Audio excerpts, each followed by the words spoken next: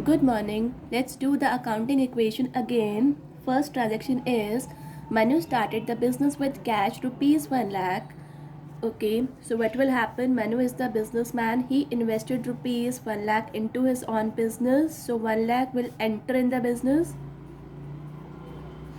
And what happened? Out of his saving account, he transferred rupees 4 lakh to his bank account. So it is the bank account of the business. So 4 lakh will enter in the business bank account. And by the total of this, what will happen? The capital will increase. So we will write here 5 lakh.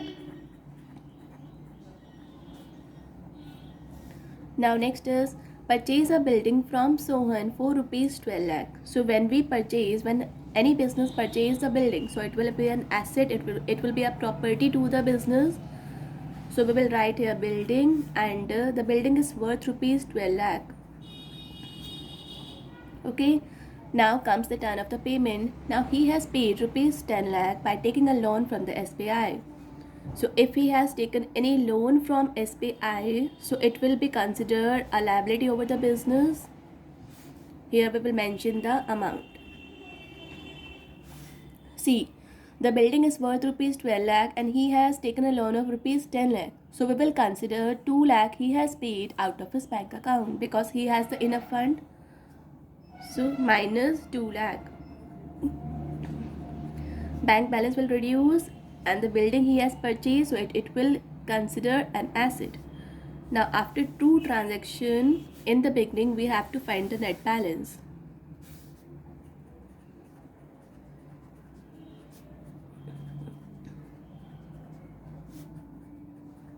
See here, I am not writing the transaction according to the format.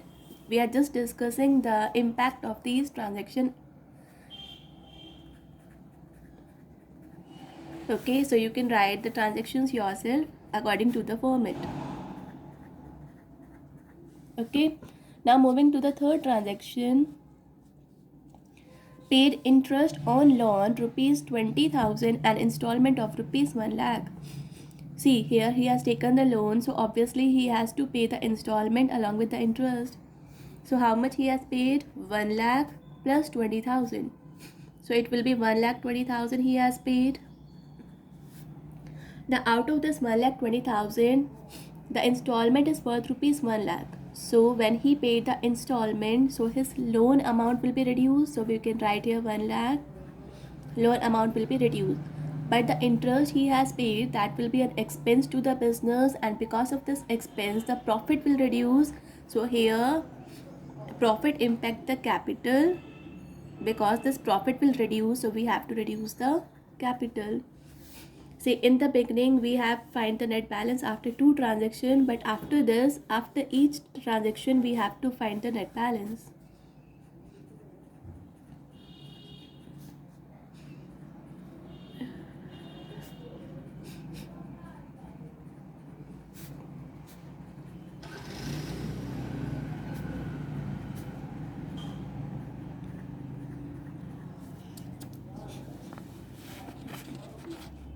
Now moving further, purchase goods from Rohan costing rupees 1 lakh. It's an easy one. When we purchase any goods, so stock will come into the business and it's worth rupees 1 lakh.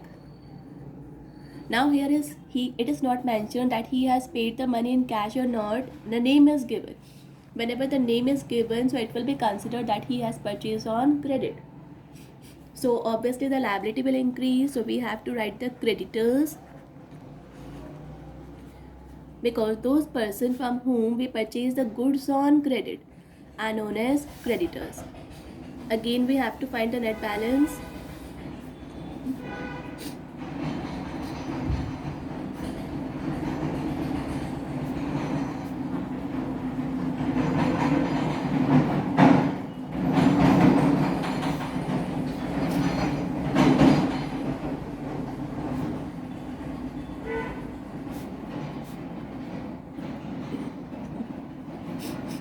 Okay, now moving further, goods returned to Rohan costing rupees 20,000. So now he has returned the good which he purchased from Rohan only. So again the stock will reduce. Okay, and creditor will also reduce because he has sent the stock, some amount of the stock back. Again, what we will do, we have to find the net balance.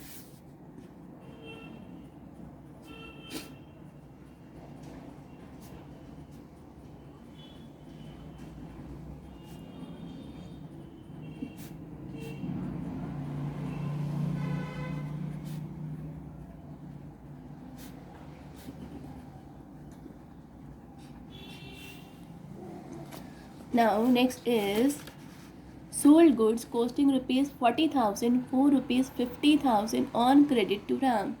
First of all, it is given that he has sold on credit. Okay, and when we are selling some goods, so we have to find out whether we earned a profit or suffered a loss. So if you compare that, we come to know that he has earned a profit of rupees 10,000.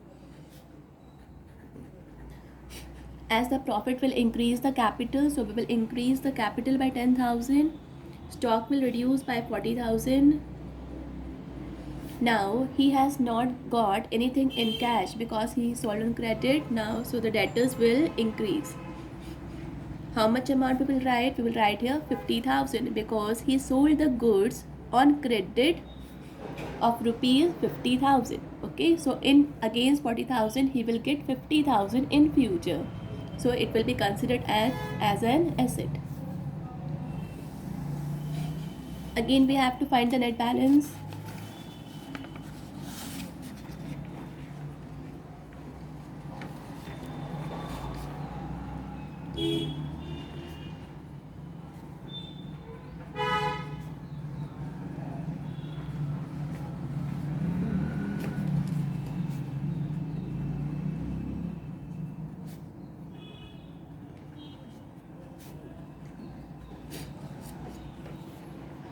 So it's done up to here. Now moving further, next transaction is took goods from business for personal use of rupees 10,000. See, from your business also, if you took something for your personal use, okay, so it will reduce your capital as it will be considered as drawing. So now he has taken, instead of cash, he has taken the goods from the business only. So what will happen? The stock will reduce.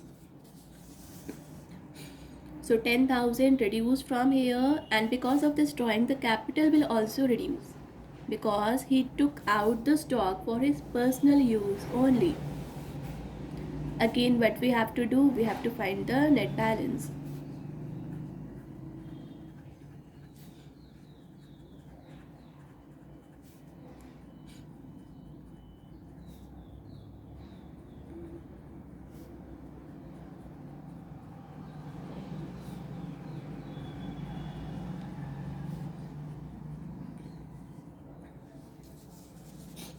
Next transaction, accrued interest of rupees 5,000. Accrued interest means the interest which we have earned but not yet received. So it will be received obviously in future. So what we will do here, accrued interest, it's an income to the business. It's an asset to the business. So we will make one more column of accrued interest here. And we will write the amount, it's 5,000.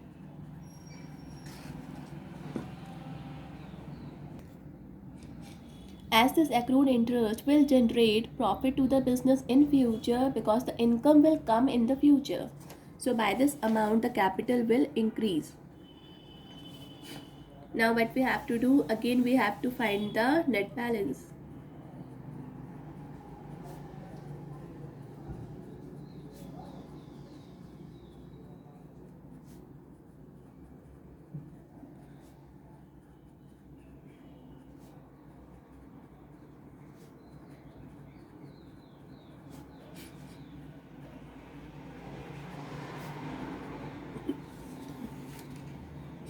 Okay, so now moving to the next one, commission received in advance rupees 20,000.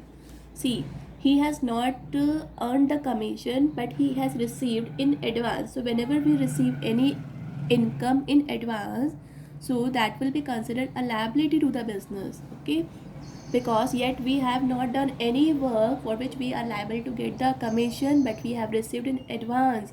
So it will be a liability over the business. So we have to write in the liability corner commission received in advance, or we can call it as unearned commission, which we have not earned but we received. What is the amount? It is 20,000. And commission earned in advance, so he has received this amount in cash. So by this amount the cash will increase. Again we have to find the net balance.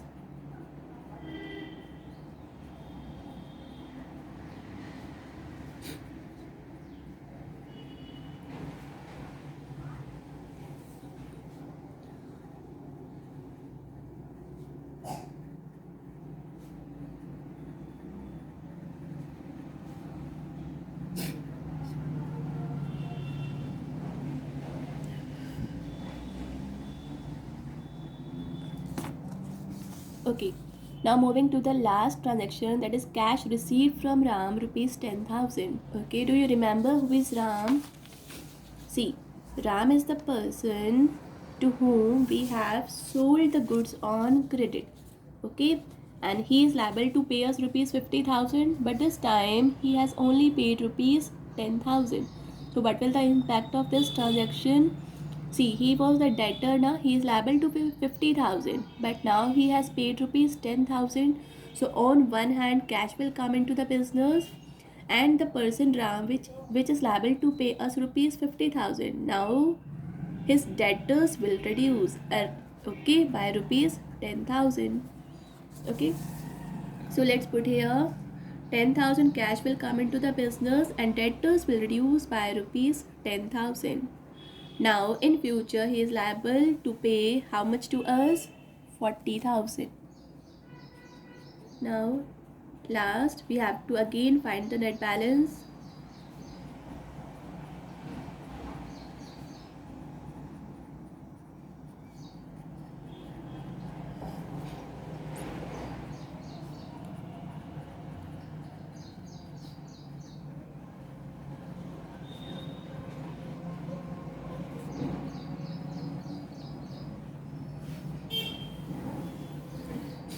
So we have done this question, sorry, because here the cash has come into the business, so it will be 1,30,000.